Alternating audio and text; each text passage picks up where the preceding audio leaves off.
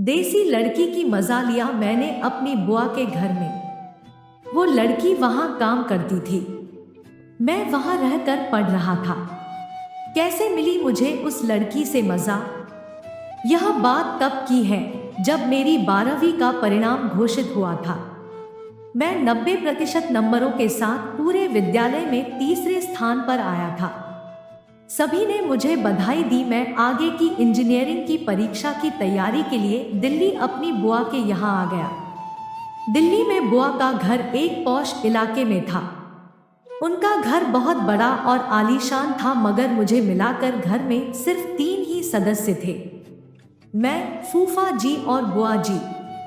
घर 5 तल्ले का था और अभी कुछ ही साल पहले घर से सटे हिस्से में एक और घर बना था। जो घर पहले वाला था वो किराएदारों के लिए बना दिया गया था और नए घर का उपयोग हम सब करने लगे थे। मैंने तैयारी के लिए एक कोचिंग में दाखिला ले लिया। मैं बुआ के घर से साइकिल से ही कोचिंग आने जाने लगा। ये बात गर्मियों की है। मई का महीना था।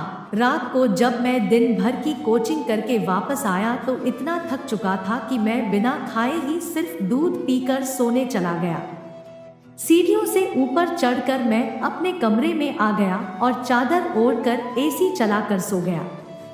मेरी आंख अभी लगी ही थी कि बाथरूम का दरवाजा खुला।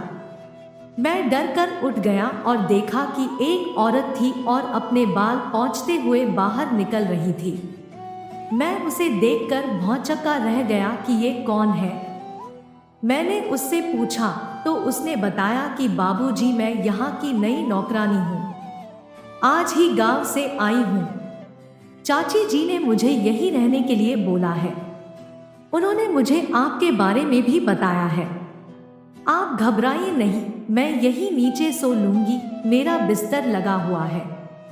पहले तो मुझे थोड़ा अजीब सा लगा, लेकिन धीरे धीरे आदत सी हो गई। यही नहीं, अब वो घर के हर काम के साथ साथ मेरा भी हर तरीके से ख्याल रखने लगी थी।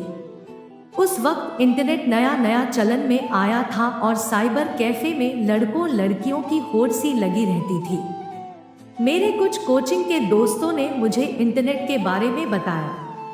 वैसे मैं पहले ही बता दूं कि उस वक्त तक मुझे घापा घाप के बारे में ज्यादा कुछ नहीं पता था। हाँ, वो बात अलग है कि मेरे ही स्कूल की एक लड़की पर मैं स्कूल टाइम से ही मरता था। वो मेरी अच्छी दोस्त भी थी, लेकिन मैं उससे प्यार करता हूँ ये कभी कहने की हिम्मत नहीं हुई। एक मर्तबा मेरे दोस्त अर्जुन के साथ ये तय हुआ था कि संडे को एक्स्ट्रा क्लास के बहाने कैफे जाएंगे। मैंने संडे को किताबें उठाई और गेट पर रखी साइकिल लेकर चल दिया। मेरा दोस्त अर्जुन पहले से ही इंतजार कर रहा था। हम दोनों ने एक सिस्टम लिया और पर्दा लगाकर बैठ गए। अर्जुन ने तुरंत एक साइड को मेरी आंखों के सामने खोल दिया और मैं देखता रहा गया। इस तरह के वीडियो मैंने पहली बार देखा था। कुछ देर बाद लगा कि मेरा हालत खराब हो रहा है। क्या कहूँ, कैसा महसूस हो रहा था। उसके बाद फिर मैं घर आके सो गया और सोचने लगा। फिर याद आया, इस कशमकश में याद ही नहीं रहा कि हमारी नौकरानी दिशा भी मेरे ही कमरे में सोती थी। बाहर देखा कि दिशा मेरे बिस्तर के बगल में नीचे चटाई पर लेटी हुई थी।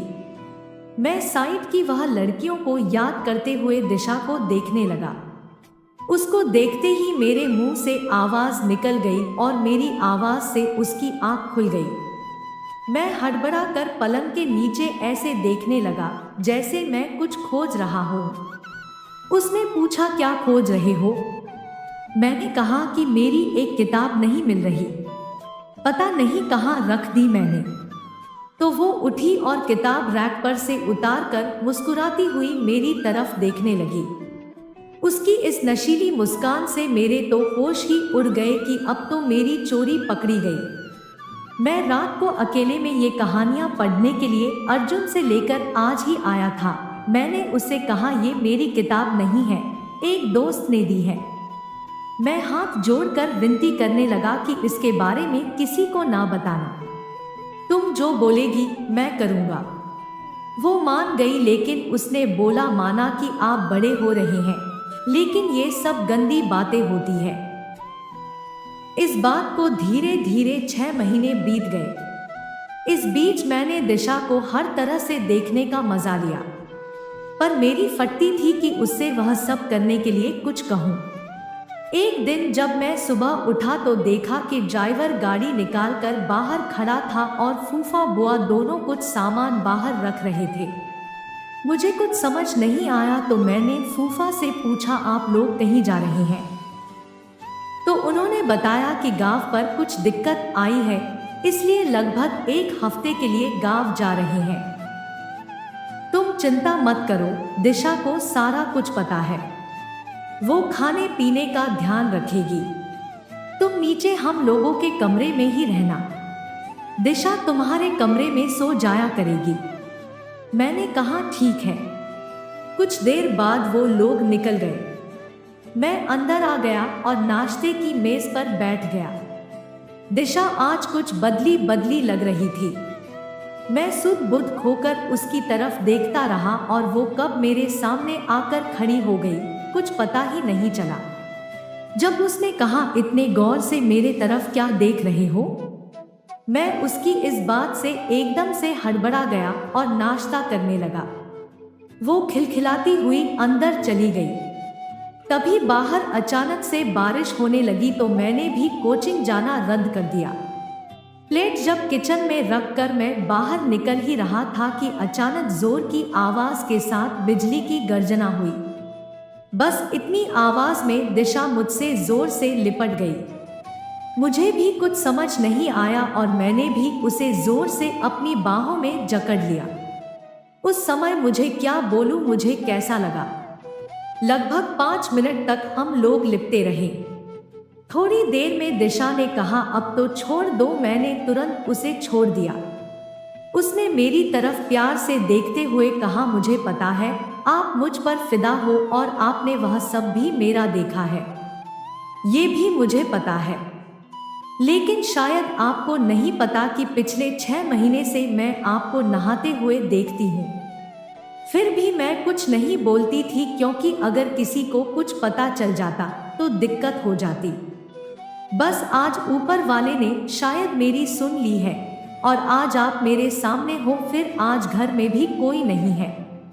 अगर आप चाहो तो अपनी और मेरी दोनों की प्यास बुझा सकते हो। इतनी बेबाक बात सुनकर मैं अवाक हो गया और खड़ा खड़ा उसे देखता रहा। मैं उसे लेकर हॉल में बैठ गया। उससे पूछा, आखिर मैं ही क्यों?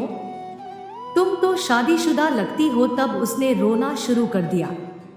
मैंने पूछा तो उसने अपनी आपबीती बताई कि उसकी शादी के 3 महीने बाद ही उसका मर्द उसे छोड़कर चला गया था। उसे किसी और लड़की से प्यार था। मैंने सोचा कि इसका पति अजीब भोसड़ था। इतने खूबसूरत हसीन को छोड़कर किसके पीछे पड़ा हुआ था। ये सब बताकर दिशा रोने लगी। मैंने सीधा उसके होठों को चूमने लगा। वो भी मेरा साथ देने लगी। फिर लगभग 5 मिनट के बाद वो मुझसे अलग हुई और बाहर की ओर भाग गई। मुझे लगा कि शायद वो घबरा गई होगी, लेकिन वो बाहर सारे दरवाजे बंद करने गई थी। सब में ताला बंद करके वो वापस आ गई। वो आते ही मुझसे लिपट गई और आहें भरने लगी और वो पूरे मजे ले रही थी। वह पूरा चमक रहा था। अब वो बिन पानी की मछली की तरह तड़प रही थी। मैं उसके ऊपर लेट गया और लगाना शुरू कर दिया। एकदम से वो मचल उठी और उसकी सिसकारियां निकलने लगी। मुझे तो बेहद मजा आ रहा था। अभी वो मुझे बिल्कुल अप्सरा लग रही थी। बड़ा मजा आ रहा था। मेरा पहली बार था, फिर भी लगभग 20 मिनट के बाद झड़ गया। मैं झड़कर उसके ऊपर लेट गया। उसने भी मुझे पकड़ लिया।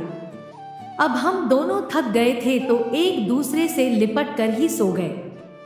सो के उठा तो सामने दिशा को देखा तो वो लग ही नहीं रही थी कि कोई नौकरानी हो। वो बिल्कुल अप्सरा लग रही थी। उसके बाद तो मुझे मेरा पढ़ाई में भी मन लगने लगा था और जब कंपटीशन दिया तो मेरा रिजल्ट भी अच्छा आया। आज मैं एक सॉफ्टवेयर इंजीनियर हूँ। दिशा अब अपने गांव चली गई है, लेकिन आज भी उससे फोन पर बातें होती है। दोस्तों, अगर आपको यह कहानी पसंद आई हो तो अपने दोस्तों को शेयर करें और अगर आप चैनल पर नए हैं तो चैनल को सब्सक्राइब करें और नोटिफिकेशंस बेल दबाना ना भूलें। मिलते हैं नए कहानी के साथ, तब तक के लिए धन्यवाद।